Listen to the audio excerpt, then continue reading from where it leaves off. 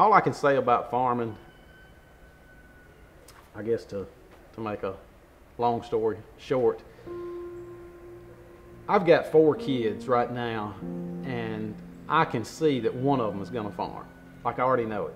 My 6-year-old is just ate up with it. And that's the way I was. I always thought this is what I wanted to do. I knew that's what I wanted to do. I mean, from the time I can remember, I wanted to go with my father to the field. I wanted to watch tractors plow. I thought about it when I was at school.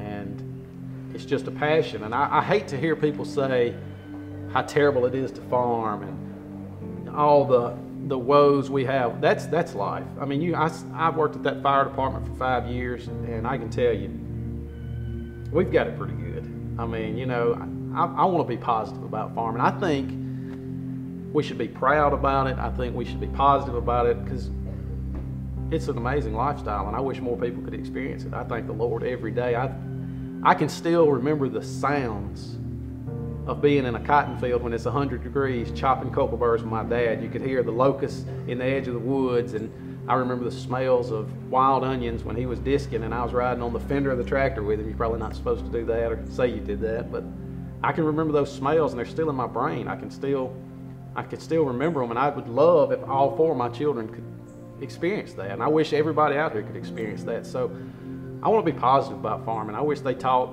more ag courses at public schools. I wish the vocational centers were just overflowing with FFA and ag mechanics, because I'm telling y'all,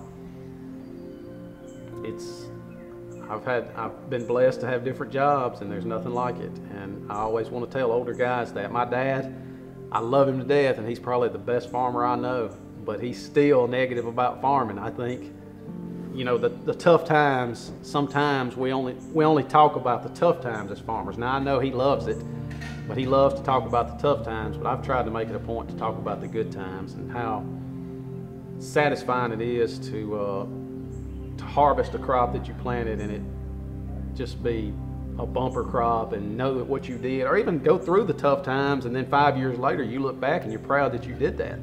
You know, I've learned more from the tough times than I have the good times, and I thank the Lord that I've got a wife that's just as passionate about it, and we eat it up, man. We love it. In 2015, we won the Achievement Award for the state of Mississippi through Farm Bureau, and then that was, you know, phenomenal. I told my wife, or she and I both said, if we could just win that, I mean, that's amazing, you know. And I look around at my shop, it's, you know, I'm just like turning into my father. I keep every piece of junk that I got.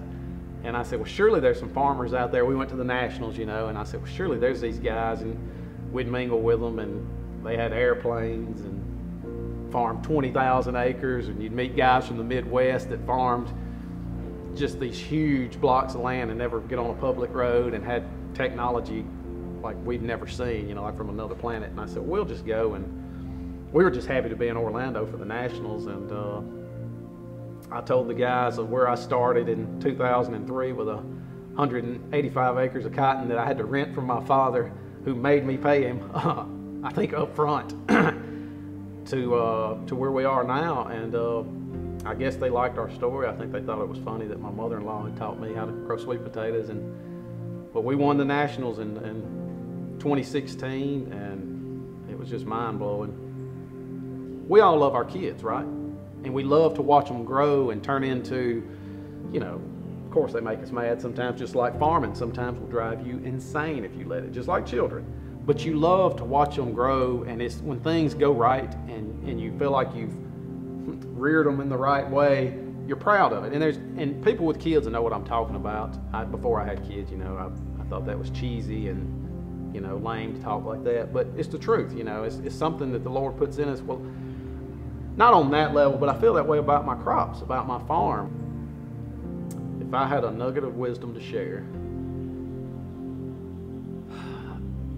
Lord, I don't know where to start. I would say if you're passionate about farming, or you've got that inkling in you to where you just eat it up. I mean, whether it be tomato plants, because I've been there as a kid. Before I could farm, I was growing tomato plants and watermelons. Don't be scared to try it. I hear so many people say, if your parents don't farm, you can't get into agriculture. It's tougher, okay? But as with any occupation, the greatest gift my father gave me, and I thought it was a curse at the time, is when I wanted to farm, he said, all right, go get with it. You know, he told me, go get a loan. I paid him rent, but he was in the background with the wisdom he had shared with me from the time I could walk till I started farming. And he sat back and watched me, and I think that's why I am the farmer I am today. I think that's why I've been productive, because I learned the hard way. And I thank my father. He doesn't know it, and I should tell him every day, but I thank him for that tough love of go after your dream if this is really what you want to do. And he stood back and kind of like the old saying, easy come, easy go. He made it pretty tough on me and my brother. And we're one of the 2 farmers left in an area where farming has been booming for years, and now there's only a handful of us left. And I totally believe my father. So the nugget of wisdom, go after it. Get that beginner loan at FSA. I don't care if you've never had a family member that farmed, get you some land and get after it.